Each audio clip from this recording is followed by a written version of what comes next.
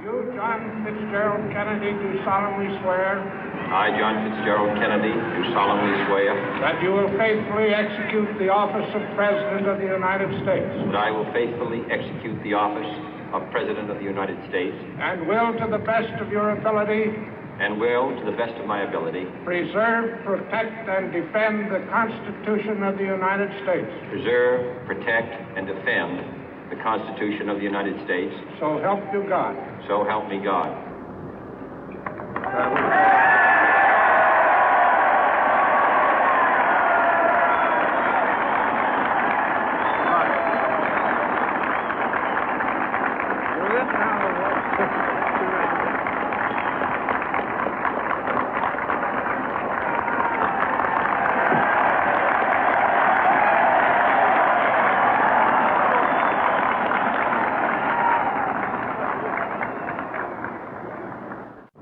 Vice President Johnson, Mr. Speaker, Mr. Chief Justice, President Eisenhower, Vice President Nixon, President Truman, Reverend clergy, fellow citizens.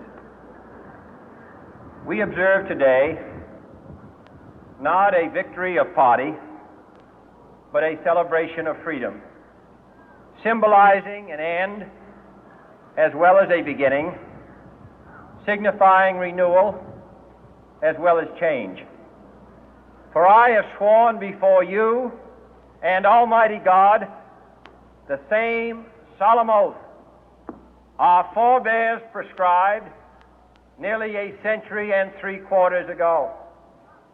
The world is very different now, for man holds in his mortal hands the power to abolish all forms of human poverty and all forms of human life. And yet the same revolutionary beliefs for which our forebears fought are still at issue around the globe. The belief that the rights of man come not from the generosity of the state, but from the hand of God. We dare not forget today that we are the heirs of that first revolution. Let the word go forth from this time and place to friend and foe alike that the torch has been passed to a new generation of Americans born in this century, tempered by war, disciplined by a hard and bitter peace, proud of our ancient heritage, and unwilling to witness or permit the slow undoing of those human rights to which this nation has always been committed and to which we are committed today at home and around the world.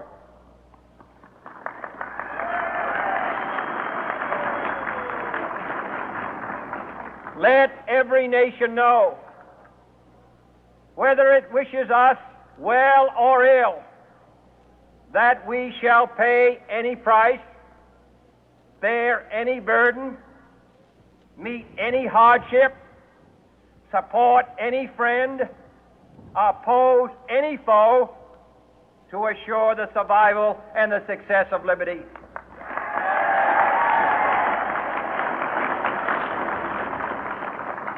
This much we pledge and more. To those old allies whose cultural and spiritual origins we share, we pledge the loyalty of faithful friends. United, there is little we cannot do in a host of cooperative ventures. Divided, there is little we can do, for we dare not meet a powerful challenge at odds and split asunder. To those new states whom we welcome to the ranks of the free, we pledge our word that one form of colonial control shall not have passed away, merely to be replaced by a far more iron tyranny.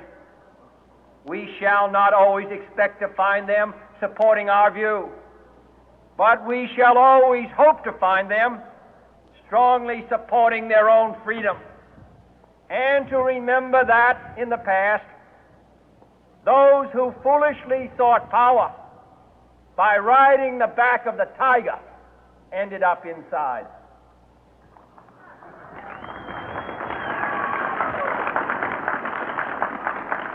To those people in the huts and villages of half the globe struggling to break the bonds of mass misery, we pledge our best efforts to help them help themselves for whatever period is required, not because the communists may be doing it, not because we seek their votes, but because it is right. If a free society cannot help the many who are poor, it cannot save the few who are rich.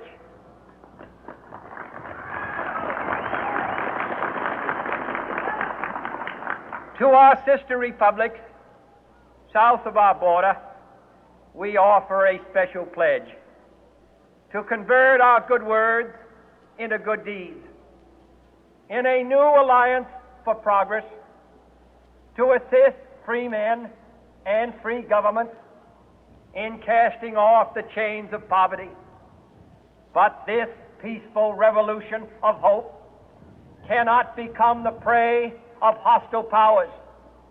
Let all our neighbors know that we shall join with them to oppose aggression or subversion anywhere in the Americas. And let every other power know that this hemisphere intends to remain the master of its own house.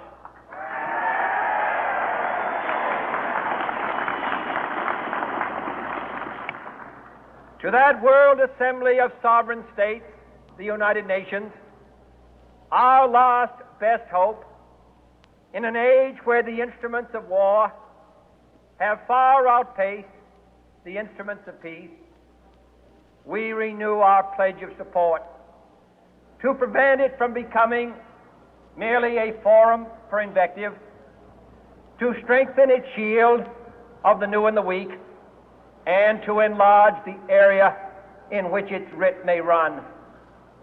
Finally, to those nations who would make themselves our adversary, we offer not a pledge, but a request that both sides begin anew the quest for peace. Before the dark powers of destruction, unleashed by science, engulf all humanity in planned or accidental self-destruction, we dare not tempt them with weakness, for only when our arms are sufficient beyond doubt can we be certain beyond doubt that they will never be employed. But neither can two great and powerful groups of nations take comfort from our present course, both sides overburdened by the cost of modern weapons, both rightly alarmed by the steady spread of the deadly atom, yet both racing to alter that uncertain balance of terror that stays the hand of mankind's final war.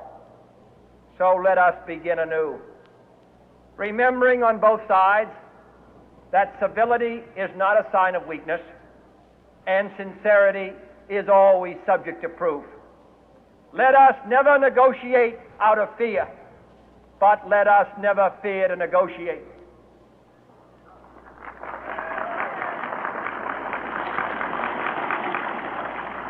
Let both sides explore what problems unite us, instead of belaboring those problems which divide us.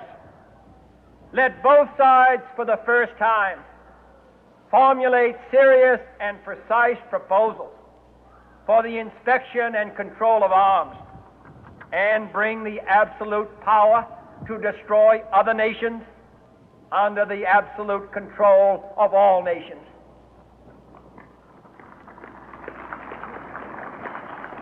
Let both sides seek to invoke the wonders of science instead of its terrors. Together, let us explore the stars, conquer the deserts, eradicate disease, tap the ocean depth, and encourage the arts and commerce. Let both sides unite to heed in all corners of the earth the command of Isaiah to undo the heavy burden and let the oppressed go free. And if a beachhead of cooperation may push back the jungle of suspicion, let both sides join in creating a new endeavor, not a new balance of power, but a new world of law, where the strong are just and the weak secure and the peace preserved. All this will not be finished in the first 100 days, nor will it be finished in the first 1,000 days, nor in the life of this administration, nor even perhaps in our lifetime on this planet. But let us begin.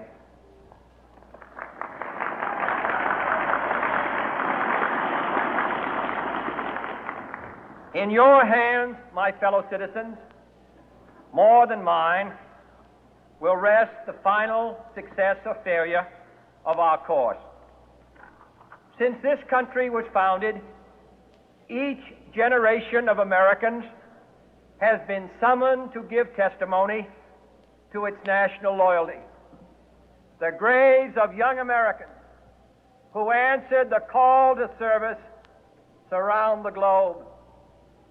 Now the trumpet summons us again, not as a call to bear arms, though arms we need, not as a call to battle, though in battle we are, but a call to bear the burden of a long twilight struggle, year in and year out, rejoicing in hope, patient in tribulation, a struggle against the common enemies of man, tyranny, poverty, disease, and war itself.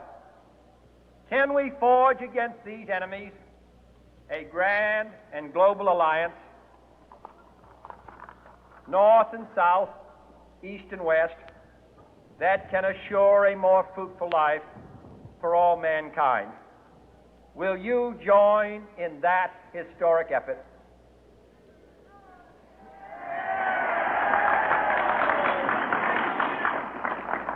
In the long history of the world, only a few generations have been granted the role of defending freedom in its hour of maximum danger.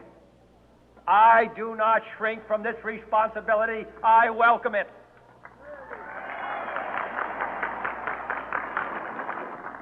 I do not believe that any of us would exchange places with any other people or any other generation. The energy, the faith, the devotion which we bring to this endeavor will light our country and all who serve it. And the glow from that fire can truly light the world. And so, my fellow Americans, ask not what your country can do for you, ask what you can do for your country.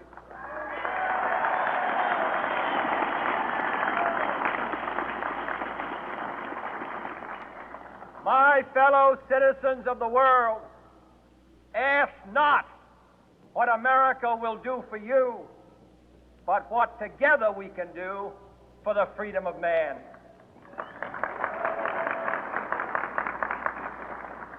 Finally, whether you are citizens of America or citizens of the world, ask of us here the same high standards of strength and sacrifice which we ask of you. With a good conscience, our only sure reward, with history the final judge of our deeds, let us go forth to lead the land we love, asking His blessing and His help